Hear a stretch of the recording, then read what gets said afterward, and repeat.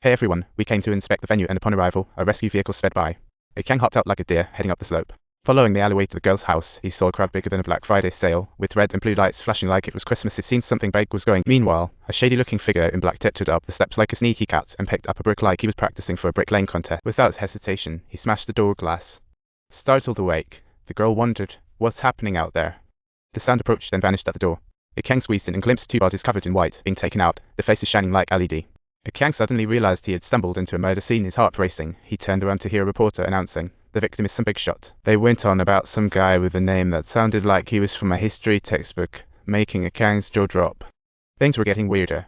The guy was a hospital director and had kids. One check and it felt like someone bombed the stock market. Days later, the police were on a colorful vacation search, and a Kang was left scratching his head, wanting to know what was up next. Finally, Detective Shang Yan rolled in, looking like he needed a coffee, and as soon as he walked in, he noticed the cameras were gone. This crime scene was definitely livelier than expected. Victim director Q was like a punching bag in the study, having mysteriously received 50 stab wounds. Talk about a new trend. His wife was also found in the bedroom, and it looked like she was forced to join an enlisted drummer. Living the high life really isn't simple. The killer cranked up the heating, ignoring the temperature. That's a bit much. The forensic did a quick check, finding the killer a pro with no traces top-notch skills. Meanwhile, driving, a Kang called his ex-wife but got no answer. No calling mysterious thief option either. Feeling hopeless, he decided to browse the web for bizarre advice.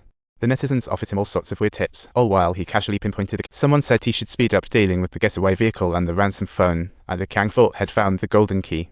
He sped to the countryside to mimic a movie scene, tore off a flammable item and lit the gas tank, awaiting the boom. After waiting forever, the car didn't explode, and the Kang began to think this thing was unreliable. Meanwhile, Shang Yan found the housekeeper at Director Quiz's place, the first witness to the crime. He spotted a family photo and thought, what an interesting bunch. He asked where the little girl had gone, and the housekeeper slapped her thigh, saying Lucy was definitely missing, probably recording her first mixtape in some unit building. The mysterious man puts his ear to the door, trying to catch some legendary secret line, but it was silent inside, leaving him baffled. Yet he remained patiently waiting. Just then, Lucy burst through the door like she was a superhero on a mission. Thanks to her daytime mapping skills, she dashed into the alley while the mysterious man followed like it was a video game.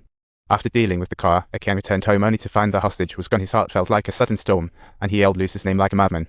Lucy. Lucy. The star who doesn't need an invitation, Lucy. Nearby, the police were hard at work again.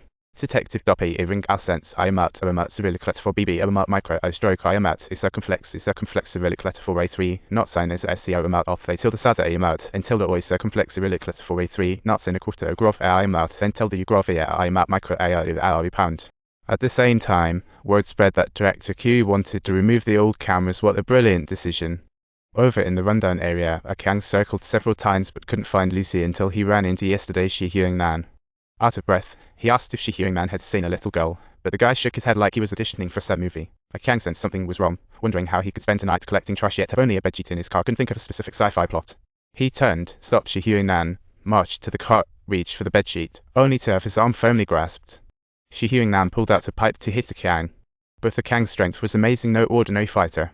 One move subdued the enemy. Realizing he was outmatched, Shi Hyung then kicked the cart, which soared away with the Kang's gentle push. A Kang turned and charged toward the cart, sending it zipping down the slope with the speed of a contestant ready for a race. And then it shot toward the garbage pile like a cannonball. A Kang screamed, "This is some epic action movie."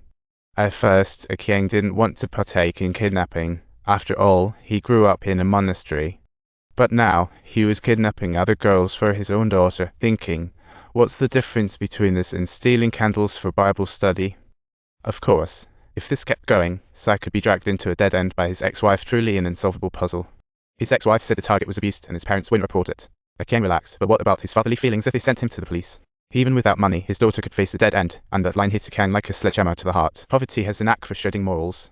A Kang finally agreed, thinking to himself, this is quite the ride. After his ex-wife left, he lay in bed, hearing his daughter call. He tried to rise, but felt sedated. Lucy suggested calling the police, and a Kang appeared a bit trapped in a pickle. Clever Lucy realized her fake dad could be a fugitive hiding in a demolition zone, definitely a person of interest. A Kang nodded slightly once more, indicating, let's keep moving stealthily, with caution, while the police station was buzzing with a completely different scene of bustling activity. Shang Yan reviewed surveillance from the incident night, found a girl snatched at the alley. The chief ordered, find that curly-haired girl ASAP. Morning broke quickly, and after a night of dieting, a Kang had some deep thoughts on life, deciding to turn himself in yet couldn't resist the call of food, but he stuffed Lucy's sapphire necklace into his bag. Before surrendering, he visited the hospital to see his daughter.